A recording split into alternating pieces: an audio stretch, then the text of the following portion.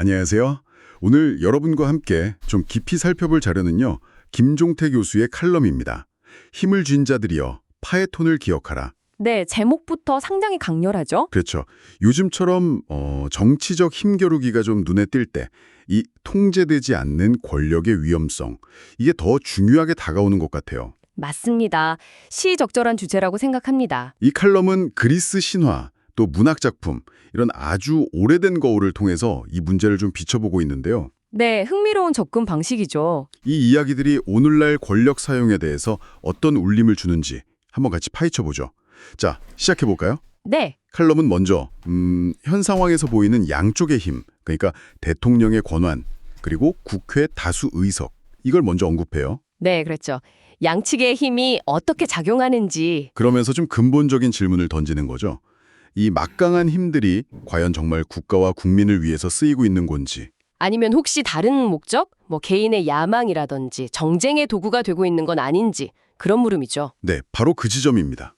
여기서 이제 칼럼이 꺼내드는 첫 번째 비유가 바로 그 파이톤 신화잖아요. 아, 파이톤. 네. 네, 태양 마차를 물 자격도 능력도 부족했던 아들 파이톤이 막 고집을 부리죠. 아버지 마차를 몰겠다고. 그렇죠.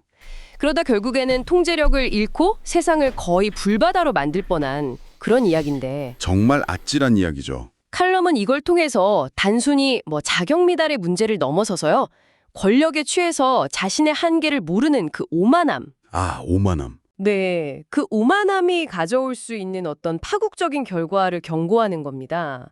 정치적 힘을 잘못 휘둘렀을 때 그 파괴력, 이걸 상징적으로 보여주는 거죠. 파이톤 이야기가 그 권력자의 오만함에 딱 초점을 맞춘다면 그 다음에 나오는 괴퇴의 마법사의 제자 비유는 또 다른 결을 보여주는 것 같아요. 네, 그것도 아주 적절한 비유인데요. 스승이 없을 때 제자가 어설프게 마법을 부려서 빗자루한테 물을 깊게 시키잖아요. 네, 시키죠.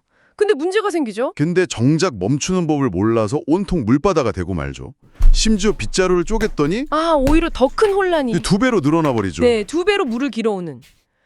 이거는 마치 처음에 선한 의도였을 수도 있잖아요. 그럴 수 있죠. 그렇더라도 통제력이나 지혜 없이 아주 강력한 도구, 예를 들면 다수 의석이라든지 행정 권한 같은 걸 사용했을 때 네, 그럴 때 벌어질 수 있는 어떤 의도차는 파장. 그런 걸 경고하는 것 같습니다. 맞아요. 의도차는 파장.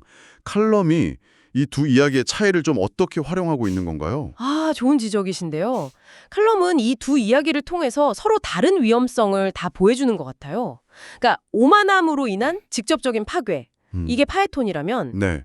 미숙함과 통제 부재로 인한 혼란의 가중, 이게 마법사의 제자 이야기인 거죠. 아하, 그렇군요. 네, 그래서 결국 핵심은 통제되지 않는 힘 그 자체에 있다. 이렇게 말하는 겁니다. 그게 행정부의 힘이든 입법부의 힘이든 그 힘이 개인적인 야망이나 어떤 특정 집단의 열광, 이런 것과 결합되면 칼럼 표현대로 정말 민주주의의 파괴자로 전락한다. 와, 굉장히 강한 표현이네요. 민주주의의 파괴자. 네, 아주 간략한 경고를 거느는 거죠. 중요한 건 결국 힘을 가졌냐 아니냐가 아니라 그걸 어떻게 다루느냐는 겁니다. 그렇군요. 그럼 이 지점에서 칼럼이 우리에게 요구하는 건 뭘까요?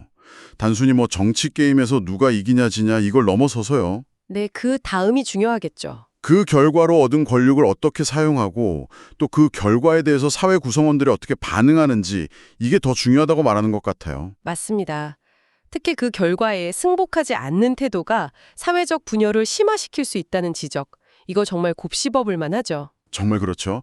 그럼 책임감 있는 권력 사용이란 뭘까요? 칼럼이 제시하는 답은 결국 절제와 지혜, 그리고 대화와 협치인 것 같네요. 네, 맞습니다. 아름다운 노래가 절제된 하모니에서 나오듯이 정치도 그래야 한다는 비유가 참 인상적이었어요. 네, 아주 적절한 비유죠. 그래서 칼럼은 마지막에 모든 권력자들에게 다시 한번 강조합니다. 힘을 쥔 자들이여 파에톤을 기억하라. 네, 강력한 촉구네요. 네, 권력의 무게, 그리고 그에 따르는 책임을 절대 잊지 말라는 강력한 주문인 셈이죠.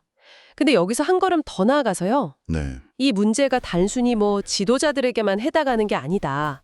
이제는 우리 모두 성숙한 민주주의의 시민이 되어야 할 시간이다. 이렇게 강조하면서 우리 사회 전체의 성숙을 촉구하고 있습니다. 아, 그렇군요. 단순히 리더들만의 문제가 아니라 우리 모두의 과제라는 거네요. 네, 바로 그 점입니다. 고대의 신화나 이야기가 오늘날 우리 사회의 권력 문제를 비추는 거울이 될 수 있다는 점이 참 흥미로웠습니다. 네, 시대를 초월하는 지혜가 담겨 있죠. 이 칼럼을 접하신 여러분께서는 오늘날 이 권력의 속성에 대해서 어떤 오래된 이야기나 경고가 가장 마음에 와닿으셨나요? 그리고 이 칼럼이 요구하는 지혜와 절제, 이게 구체적으로 어떤 행동으로 나타나야 할지 각자의 자리에서 한 번쯤 생각해 보시면 어떨까 싶습니다.